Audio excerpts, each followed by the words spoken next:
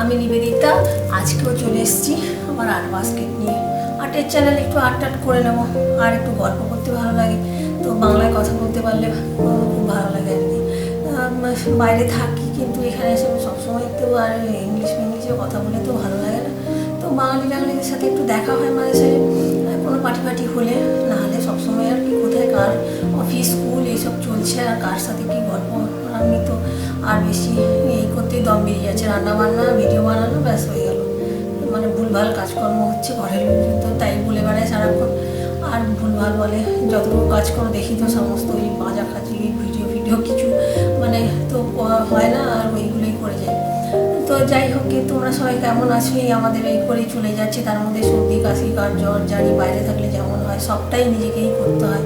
অসুস্থ হলেও সামলানো, বাচ্চার অসুস্থ হলে, নিজের অসুস্থ হলে মানে তাও যেন হাফ ইফতেস করে লোকজন তাকিয়ে বসে থাকবে যে রান্না কে করে দেবে, মানে নিজেদের আমাদের অসুস্থ হতে নেই, মানে মনে হয় যেন মারা অসুস্থ হবে না আর কি।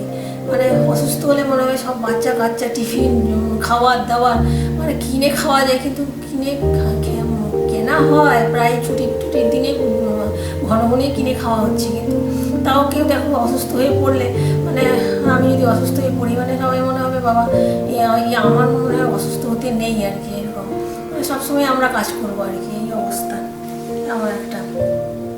তো আর কত আর সুস্থ থাকা যায় সেও মানে ভেবে পাই না, অসুস্থ তো হয়েও যাই মাঝে সাঝে না।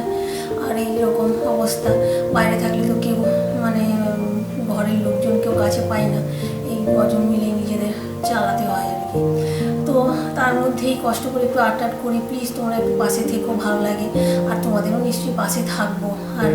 আর বলবো যে এই তোমার একটু রান্নাঘরে কী কাজকর্ম হচ্ছে একটু দেখিয়ে দিই, কী রান্নাবান্না হচ্ছে, বেশি কিছু মানে আমি শেয়ারও করি না, অল্প করে একটু করে দিচ্ছি, মানে মনেও থাকে না যে রান্নার সময় একটু ক্যামেরাটা অন করে ভিডিও করবো এরকম, তারপর মনে হয় করলে হতো তো এরকম আর কি মনে হয়, যা হোক করে একটু করে টোরে নিই, তারপরে অন করে রাখতে মনে থাকে না ক্যামেরাটা, তারপরে মনে হয় যে একটু দেখালে করে নিলে ভালো হতো।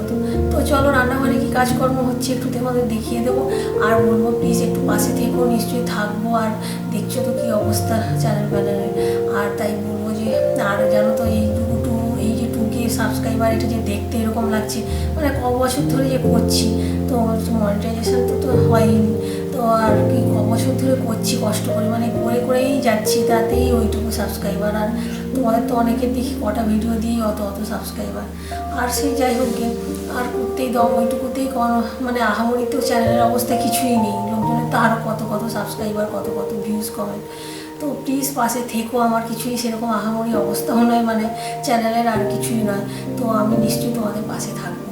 তো চলো, ভালো মন্দ মিশিয়ে তো জগৎ, তো নিশ্চয়ই কিছু ভালো ফ্রেন্ডস পাবো, আর কিছু তো মন্দ থাকবেই, যারা মানে যারা ড্যামেজ করবে এ করবে সে করবে, এরকম তো লোকজন দেখেই বেড়াচ্ছি, মানে বলবো কি আর দেখতে পাচ্ছি, কিন্তু তাদের পেছনে লেগে থাকার মতো যে আমিও তাদেরটা করবো এরকম মানে সময় আমার নেই আর কি, মানে পেছনে প্রত্যেকটা লোকের পেছনে লেগে থাকার জন্য, মানে আমরা তো আর ওই রকম ইউটিউবার নয় প্রফেশনাল যে ওর পেছনেই সারাক্ষণ 24টা ঘন্টা বসে থাকবো, মানে কাজকর্ম করে অনেক রাত হয়ে যায়, নিবেদিতা বলতেও যে আমার রাত হয় জিনিসপত্র করতে, তো তারপরে আবার উঠে রান্নাবান্না তো থাকবেই সেই সব। চলো তাহলে দেখে নেওয়া যাক আজকে কী আর্ট হচ্ছে। তো আজকে একটু কফি বানিয়েছি, আর কফিটার ওপরে না দোকানের মতো দিয়ে ওই চকলেট গুঁড়োগুলো থাকে না, ওগুলো দেওয়া ছিল একটা পাউচে ছোটো করে, তো নেসকফি ওই পাউচগুলো যে থাকে ওগুলো থেকে একটু কফিটা বানিয়ে একটু ডিজাইন মতো করার চেষ্টা করেছি। আর তো একটু মাঝে সাঝে ওই প্যাকেট কফিগুলো যে থাকে আর পাউচগুলো কিনে মাঝে সাঝে করে নিই, কিন্তু চাই আমার পছন্দ। আর ওই একটা কি কিনে নিয়ে এসেছি ওই চিকেন কাটলেট বাচ্চাদের জন্য, তো আমিও ভাবছি একটা খেয়ে নিই কফি দিয়ে, চাটাই বেশি খাই, তো আজকে একটু কফি করে নিলাম। এটা একটা বাতাবি লেবু, ওটা এরকম করে লাগানো ছিল, তো এটাকে আমি খুলেছি ভেতরে, তো এখনও লাগানো আছে, সিল মতো করা থাকে। তো এটা কিনেছি, পরে যখন কাটবো তখন দেখাবো কেমন।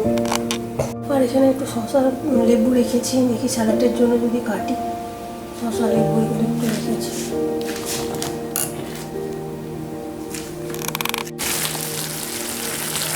এখানে আলু বেগুন মিলে দিয়ে একটা চচ্চড়ি মতো দিয়েছি।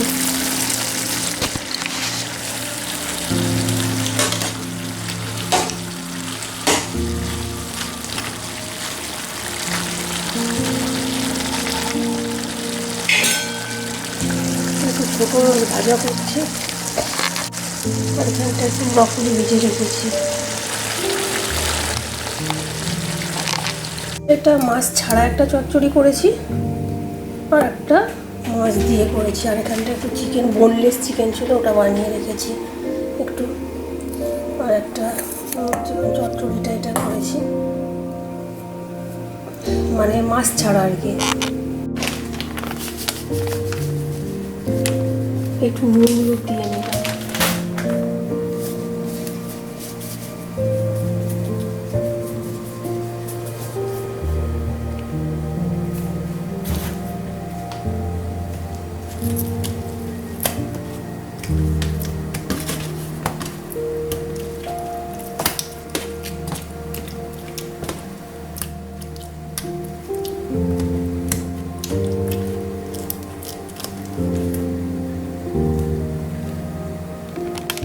এখানটাই ভালো করে মেজে টেজে নিয়ে ওখানেই একটু মাখিয়ে নিলাম নুন হলুদটা, আর আলাদা বাসনে করলাম না। মাছগুলো মোটামুটি ভাজা হয়ে গেছে,